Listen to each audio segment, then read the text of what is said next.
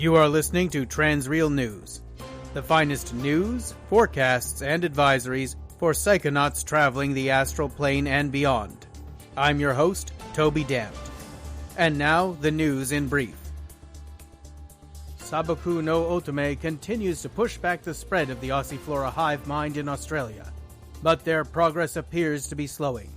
Time distortions over the Great Victoria Desert have caused rapid evolution of the weaponized plant forms that the Hive is using to defend itself. Recent streams have shown the teenage pop singer superheroes fighting ape-like monsters made of knotted roots and towering cactus monsters with venomous thorns. After the statement made by Shaq Chickatak last week, we were able to verify that the Hive is in fact pumping large amounts of televistic slime through portals to several dimensions to contain the spread, process it, and use it as creches for their species. We have been unable to get a list of all dimensions affected, but they appear to have siphoned the slime off of almost all the upper planar dimensions that had been rendered uninhabitable by the slime over the past few years. The media blackout in the lower planes, which began 6 weeks ago and was expanded to all non-proximal lower planes 3 weeks ago, is showing signs of breaking down. A group of Hellions calling themselves Non-Serviam has been leaking reports to several locations across the noosphere. The situation they describe is one of utter chaos, where the Archons operating in the lower planes have been effectively without clear leadership, reinforcement, or resupply for 2 weeks. Many of the Archons are reported as having gone rogue or turned on their commanding officers, and are now dominating large swaths of the lower dimensions like petty warlords. According to Non-Serviam, the connections between the upper planes that serve as home base for the authorities and the lower planes reportedly have been cut off shortly after the authorities issued an emergency withdrawal of over a third of their forces from the lower planes. Please keep in mind we are unable to independently verify the reports issued by Non-Serviam, but they are consistent with the accounts given to us by Archon 5779 before he fled the studio during a necromantic attack, and was subsequently murdered 9 days ago. And now returning to his role as your time-space forecaster, Walter Haversquirrel. Welcome back, Walter. Thank you, Toby. It feels so good to be back. Listeners, if you thought the relatively peaceful time flow was too good to be true, you may be right. Globally, almost all the time distortions we've been tracking have changed their movement patterns and begun flowing towards Australia. It appears that the Aussieflora Hive Mind has some means of drawing temporal faults to it. Residents of the northern and southern coasts of Australia should be prepared for serious reality storms as waves of irreality and time-space distortion are drawn back into Central Australia over the next week. For everywhere else, you can expect relatively low queel counts and a far more predictable linear existence. Although Toronto may finally see some of that 70s depravity that we missed a couple of months ago.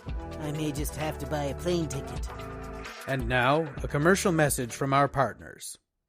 Have you recently been raised from the grave and have a problem with a violent, poisonous alien lifeform sharing your body? At the House of the Echoes of Light, we offer safe, painless nether parasite removal through proven exorcism techniques. Come visit us in one of our many locations across the United States, Canada, Mexico, the UK, France, Switzerland, Australia, or Japan, and say goodbye to your unwelcome passenger. We have recently received a statement from the help me with the pronunciation, Torg. Hroth Mahal. From the Hroth Mahal, the barbarian legion that guards the various creches in Northern California. We have consulted with the Aptos Police Department and can now confirm that the death of Archon 5779 was in fact a ray of slaying light, the type used by Archons. The police department has turned over further investigations to the Watch. If we can catch this murderous Archon who would slay his own kin, it will be rent asunder, and its husk used to make armor for our Creche Guardians. Glory to the Horde! Ha! That Wrath Tongue Collector. Always so creative. And now Clee Maxwell with the latest advisories for psychonautic travelers. Lovelies, I'm going to be going on a tour of some very interesting places in the near future. You won't be hearing my usual travel advisories, although I expect you will find what replaces them far more interesting.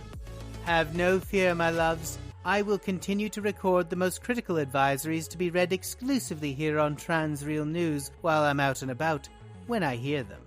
Your spirit guide would never leave you high and dry. With all the time-space distortions heading to Australia, combined with the hive mind, it is still a rough place to go visit, but you will find almost everywhere else on Earth a lot safer to travel until this matter is resolved. Remember, though, wherever indigo children go, strangeness always follows.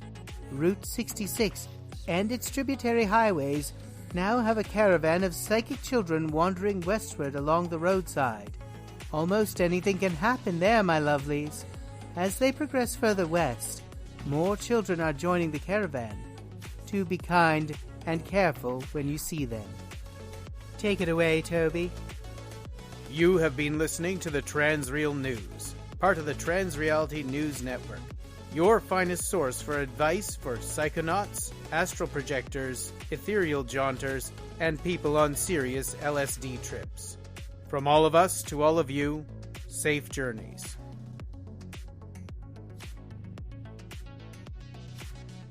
Have you got everything you need, Toby? I'm set with a bug-out bag and arrangements. Thanks for the list, Clee. It was helpful. I honestly thought it would be a bit repetitive for you. I've been behind that damn desk too long. I haven't actually stepped off of Earth in years. I'm getting rusty. Not too rusty, I hope. I have made arrangements and we should be able... Shh. Sorry, Clee, I hate interrupting. But recently a few more recordings from backstage have been circulating on the internet. I'm guessing our spy has found a way to override our lights. It would be best to carry this conversation on someplace noisy. Okay, let's head on down to the Trilobite Grill. The barbarian joints are always noisy and no one there gives a fuck anyway. Yeah. Something wrong? Just taking a good look at the studio. And hoping it's still here when we get back.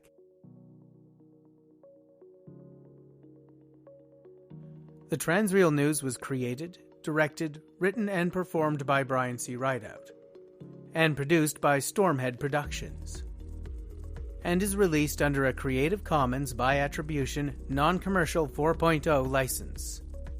This episode of Transreal News included music and sound effects from Pixabay. For show notes or contact information, visit trans-real.stormheadproductions.ca or visit me on Twitter @transrealpod.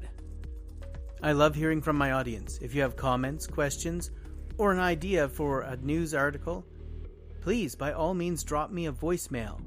Check out my homepage and look for the heading Tell Me What You Think in the sidebar. Then just hit record to tell me what's on your mind. Thank you so much for listening.